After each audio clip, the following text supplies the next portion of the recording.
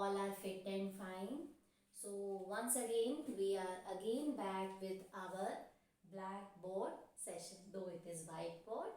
तो सही कहेंगे तो ये वाइट बोर्ड सेशन है. बीच में आप लोगों के पास जो वीडियोस आ रही थी वो कुछ पेजेस के ऊपर थी due to some technical reason. तो आज हम फिर से दोबारा एक क्लासरूम वाला एनवायरनमेंट जो है वो क्रिएट करते हैं ताकि आप लोग अपने क्लासरूम को, अपने स्कूल को मिस ना करें. तो चलिए स्टार्ट करते हैं. अच्छा, हम सबसे पहले कर क्या रहे हैं? इससे पहले हमने क्या किया है, हम करंट इलेक्ट्रिसिटी चैप्टर पे हैं और उसमें हम कॉम्बिनेशन ऑफ सेल्स जो हैं वो डिस्कस कर रहे हैं. कॉम्बिनेशन ऑफ सेल्स में हमने series combination, parallel combination and mixed grouping जो है वो डिस्कस कर लिया है. और आज हम क्या डिस्कस करेंगे? आज हम कुछ न्यूमेरिकल्स करेंगे that are based on cell combination. And students, ये वीडियोस आप ध्यान से सुनना क्योंकि जो न्यूमेरिकल्स हैं which are based on combination of cells, they are very important. So the just understand the concepts and recall formulas. तो सबसे पहले हम स्टेटमेंट रीड करते हैं. Two cells of EMF 1 volt, 2 volt and internal resistance 2 ohm and 1 ohm respectively are connected in two parts में दिया हुआ है स्टूडेंट्स यहाँ पर सीरीज और सेकेंड पार्ट में पैरेलल में. What should be the external resistance? कि एक्सटर्नल रेजिस्टेंस क्या पूछ रहा है वो हमसे कि एक्सटर्नल रेजिस्टेंस क्या हो सर्किट में so that the current through the resistance be same in two cases. ताकि जो current है so that the current through the resistance be same in two cases. दोनों ही cases में current की वैल्यू जो है वो क्या आए, सेम आए. तो सबसे पहले हम स्टार्ट करते हैं सीरीज के लिए.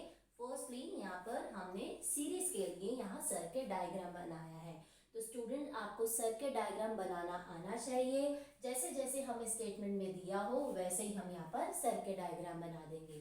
तो हमारे पास टू सेल्स हैं ईएमएफ के जिनकी ईएमएफ की वैल्यू 1 वोल्ट एंड 2 वोल्ट है.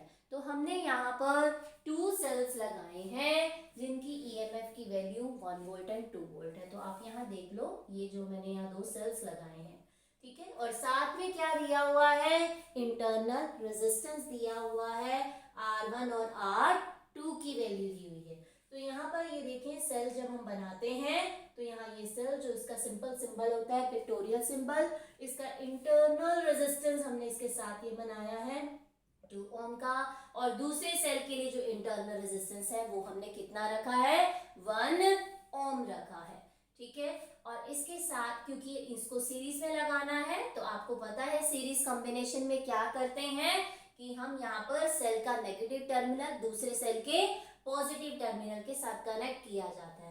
और हमने एक्सटर्नल रेजिस्टेंस लगाया है, आर रेजिस्टेंस लगाया है, एक्सटर्नल रेजिस्टेंस, ठीक है, जो कि हमें फाइंड आउट करना है. तो अब यहाँ पर रेजिस्टेंस कैसे फाइंड आउट करें, तो पहले सोचते हैं, कुछ लॉजिक लगाते हैं कि कैसे रेजिस्टेंस को फाइंड आउट करना है. आर निकालना है तो आर किस तरीके से निकाला जाए. तो पहले यहाँ पर हम थोड़ा सा अपने माइंड में सोचते हैं. माइंड में पिक्चर क्या बनाते हैं कि अगर हमें रेजिस्टेंस निकालना है तो मैं कुछ इस तरीके का कंसेप्ट यूज करूँ, क्योंकि हम चलते ही ओम्स लॉ के ऊपर हैं, V equal to I R, ये हमारा बेस है. तो यहाँ से अगर मुझे R निकालना है that means V upon I मुझे यहाँ पर फाइंड आउट करना है. तो what should be the external resistance in the circuit so that the current through the resistance B same, ठीक है, ताकि जो करंट है वो दोनों ही केसेस में क्या रहे, सेम रहे. तो अब इस केस में R की वैल्यू जो है वो हमें फाइंड आउट करनी है, ठीक है. तो यहाँ पर R की वैल्यू कैसे फाइंड आउट करें. अब हमें V तो चलो पता लग जाएगा, दैट इज क्योंकि सेल के EMFs हमें गिवन है. अब हमें करंट की वैल्यू भी गिवन नहीं है और ना ही R हमें गिवन है. तो इसका मतलब ये टू अननोन्स हो गए हैं, ठीक है. हमें I की जरूरत नहीं है लेकिन I की कंडीशन दे रखी है कि दोनों में I क्या रहेगा, सेम रहेगा. तो क्यों ना हम दोनों ही केस में I की वैल्यू निकाल लें और जो दो वैल्यू I हमारे पास आएगी उनको कंपेयर करें, मतलब I को हम R की टर्म्स में लिखें. तो मैं यहाँ पर पहले R नहीं मैं पहले आई निकालूंगी V अपॉन R। मैंने पहले करंट मतलब क्या निकालना है, हमें करंट निकालना है, I equal to V upon R निकालेंगे। तो किस तरीके से निकालें I की वैल्यू, तो I की वैल्यू निकालने के लिए मुझे वोल्टेज और डिवाइड में रेजिस्टेंस चाहिए सर्किट का। तो यहाँ पर हमारे पास जो सर्किट है उसका EMF, इसका सेल का EMF 1 वोल्ट और इसका 2 वोल्ट। तो आपको पता है जब हमारे सेल्स सीरीज में कनेक्ट होते हैं तो सेल्स के EMF को हम क्या करते हैं, ऐड करते हैं। तो ये हम सब ने लर्न कर लिया है कि अगर सेल सीरीज में कनेक्ट हो तो आप लोग याद रखें, अगर सेल सीरीज में कनेक्टेड हो तो इफेक्टिव EMF जो है वो कैसे निकाला जाता है, by adding there values, EMF को ऐड करके। तो यहाँ पर हमारे पास इफेक्टिव EMF जो टोटल EMF है वो किसके इक्वल आएगा, 1V प्लस 2V। दोनों की सेल की वोल्टेज को प्लस कर दो तो क्या वैल्यू आई, 3 वोल्ट। क्या वैल्यू आई, 3 वोल्ट के इक्वल आया। देन अब निकालते हैं रेजिस्टेंस, ठीक है। तो R इक्विवेलेंट, मैं यहाँ क्या लिख रही हूँ, small r equivalent. Small r equivalent का मतलब जो ये सेल के इंटरनल रेजिस्टेंस हैं इनका टोटल रेजिस्टेंस लिख रहे हैं। और ये सेल्स यहाँ पर सीरीज में कनेक्टेड हैं, ये भी हमने याद किया हुआ है कि जब सेल्स को सीरीज में कनेक्ट करते हैं तो उनका इक्विवेलेंट रेजिस्टेंस कैसे निकालते हैं, कैसे निकालते हैं, सोचो, भूल गए, नहीं भूलना, ये याद रखना है। इक्विवेलेंट रेजिस्टेंस अगर सीरीज में हो तो सिंपल ऐड करना है, जैसे जो आपने पहले से लर्न किया हुआ है, सिंपल वाले रेजिस्टेंस भी ऐसे ही ऐड होते हैं और सेल के इंटरनल रेजिस्टेंस भी इसी तरीके से सिंपल ऐड होंगे। तो R इक्विवेलेंट कितना आ गया, 2 ohm plus 1 ohm that is equal to 3 ohm के इक्वल आ गया। पर अभी हमने यहाँ ये चीज निकालनी है, ये डिनोमिनेटर क्या है, मैंने आपको कहा ना फॉर्मूला हमेशा नेम से याद करना है, ऊपर वोल्टेज नीचे रेजिस्टेंस। रेजिस्टेंस किसका, पूरे सर्किट का रेजिस्टेंस, क्योंकि सर्किट में करंट पास कर रहा है तो सर्किट की टोटल वोल्टेज, सर्किट की टोटल रेजिस्टेंस। तो सर्किट का टोटल रेजिस्टेंस अभी नहीं निकाला है, कैसे निकालेंगे, सर्किट का टोटल रेजिस्टेंस जो है that will be, internal resistance आया 3 ओम और ये आ गया हमारे पास कैपिटल R, क्योंकि एक्सटर्नल रेजिस्टेंस की तो वैल्यू हमें यहाँ पर क्या करनी थी, फाइंड आउट करनी थी। तो R आ गया आपके पास EMF आ गया। तो अब हम यहाँ पर क्या फाइंड आउट करेंगे, हम फाइंड आउट करेंगे करंट, I की वैल्यू। I किसके इक्वल है, I is equal to total EMF that is equal to 3 upon में total resistance that is 3 plus R। तो हमने फर्स्ट केस में करंट की वैल्यू निकाल ली R की टर्म्स में, जो R जिसे हमें फाइंड आउट करना है। तो अब हमारा नेक्स्ट स्टेप क्या होना चाहिए, नेक्स्ट स्टेप हम पैरेलल के लिए करेंगे। तो चलिए अब पैरेलल का डायग्राम बनाते हैं।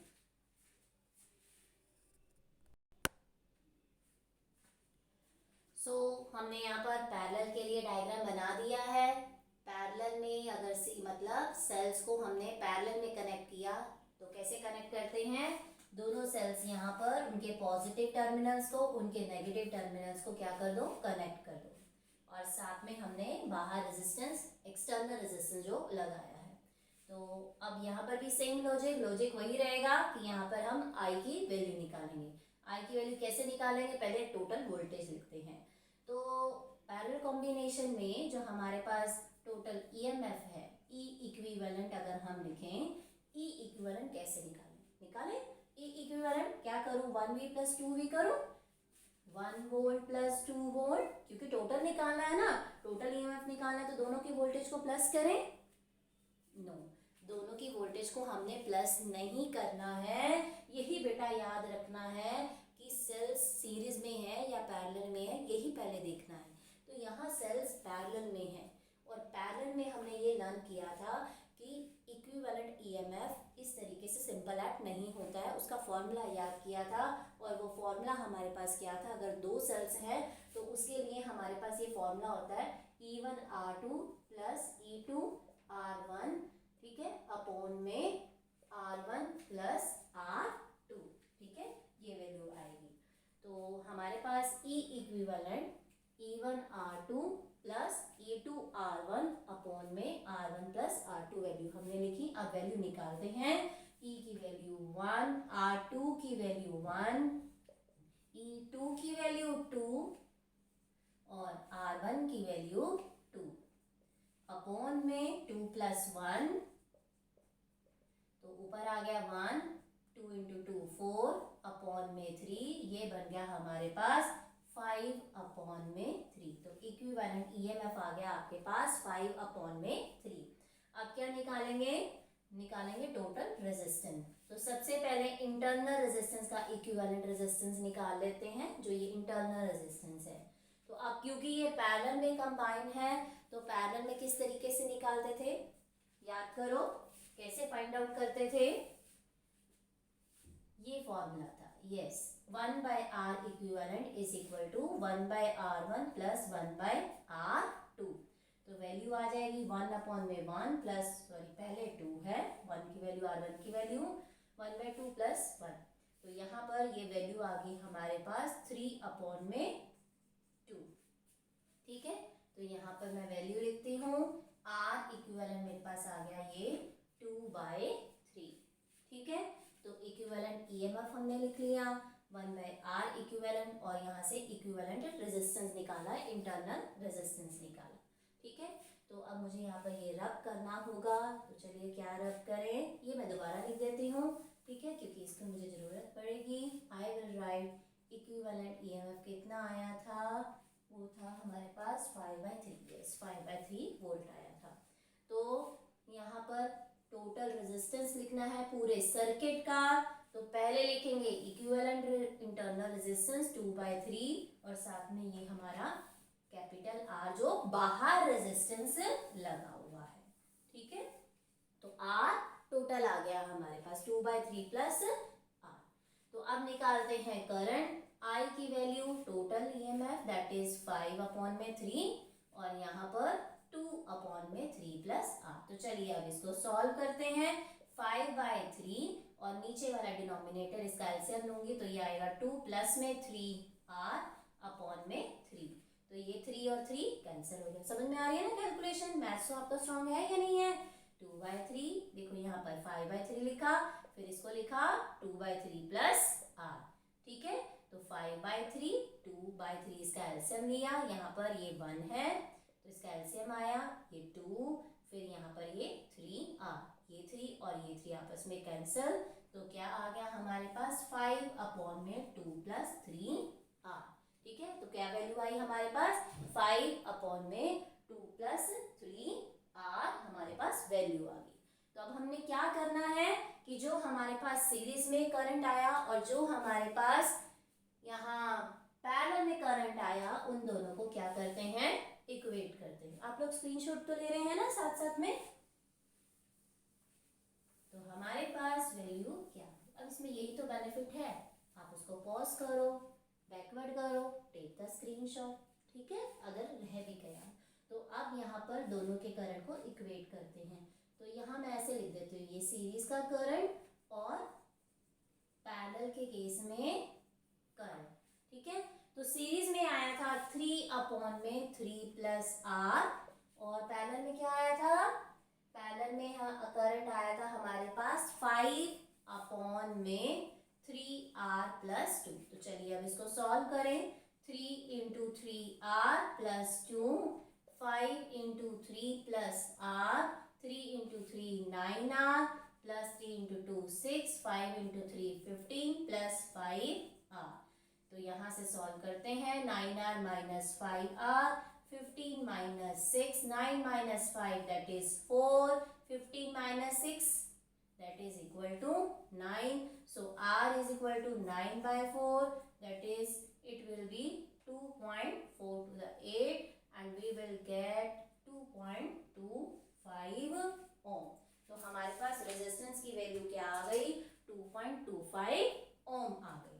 तो इसके अंदर हमने अपने फॉर्मूलेस को, अपने कंसेप्ट्स को रिवाइज किया। इसके अंदर कैसे कि हमने सीरीज में ईएमएफ कैसे निकालने हैं सिंपल ऐड करके, पैरेलल के केस में ईएमएफ कैसे निकालेंगे उसका फॉर्मूला था, अगर दो सेल्स हैं तो E1R2 प्लस E2R1 अपॉन में R1 प्लस R2।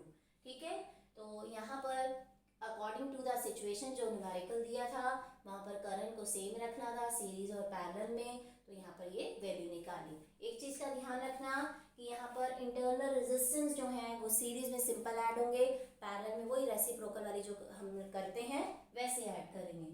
और जब करंट निकालना हो तो आप पूरे सर्किट का टोटल रेजिस्टेंस निकालेंगे, फिर करंट फाइंड आउट करेंगे।